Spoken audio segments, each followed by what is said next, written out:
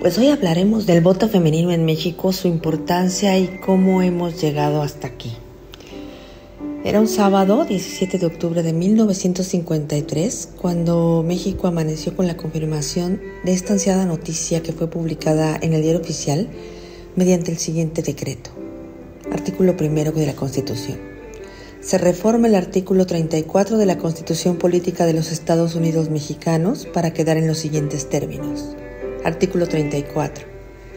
Son ciudadanos de la República los varones y las mujeres que, teniendo la calidad de mexicanos, reúnan además los siguientes requisitos: haber cumplido 18 años, siendo casados, o 21 si no lo son, y tener un modo honesto de vivir. Antes, el primer párrafo solo decía: son ciudadanos de la República todos los que, teniendo la calidad de mexicanos. El decreto, que cambiaba solo una pequeña línea de la Constitución, era en realidad la culminación de esta ardua lucha iniciada muchos años atrás.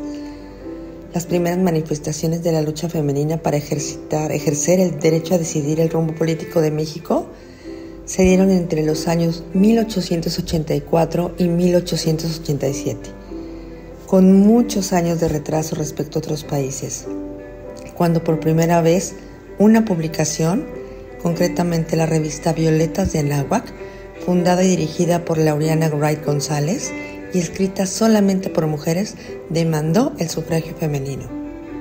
Aunque no se hizo eco en una sociedad absolutamente machista, marcó el punto de partida. En 1910, diversas asociaciones se unieron al coahuilense Francisco Ignacio Madero, entre ellas el Club Femenil Antireeleccionista Las Hijas de Cuauhtémoc.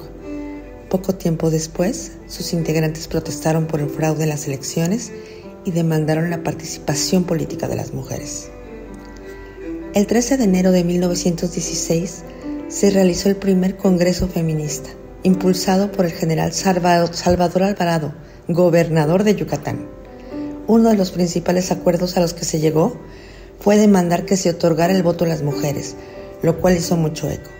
La Constitución Política de 1917 no negaba la ciudadanía a las mujeres, ni mucho menos su oportunidad de votar. Sin embargo, no se otorgaban expresamente esos derechos.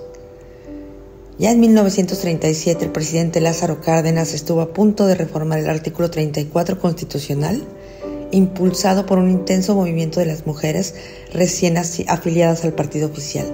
Incluso mandó el proyecto a la Cámara de Senadores. Esta iniciativa fue aprobada el siguiente año. Sin embargo, cuando parecía que se daría el ansiado decreto, se dejó morir. El 24 de diciembre de 1946, la Cámara de Diputados aprobó una iniciativa enviada por el presidente Miguel Alemán, en el que se establecía que en las elecciones municipales participarían las mujeres en igualdad de condiciones a los varones, con el derecho a votar y ser elegidas.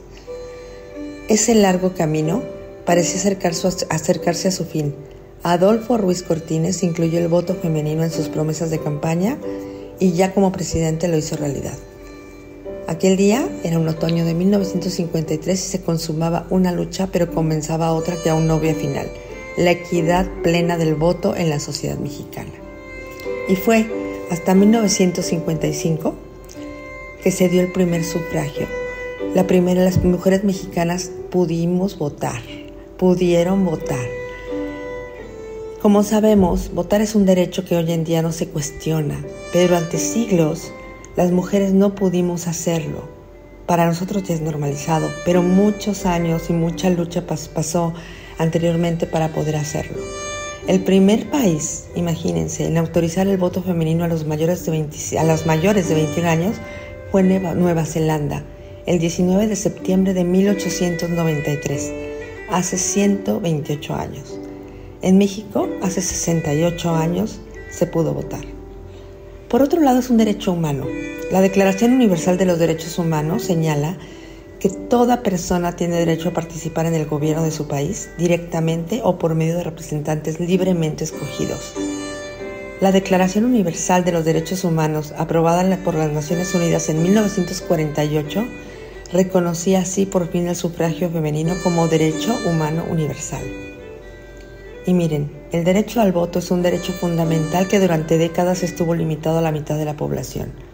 Votar permite elegir y decidir por una misma. Y como Decía Olympe de Gouges, la mujer nace libre y permanece igual al hombre en derechos, y así debería de ser.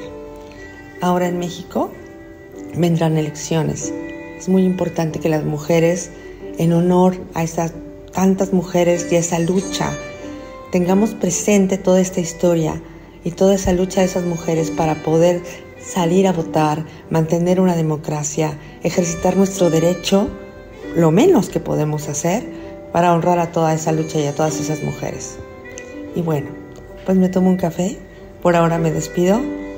Muchísimas gracias por la oportunidad. Nos vemos en la próxima, José Luis.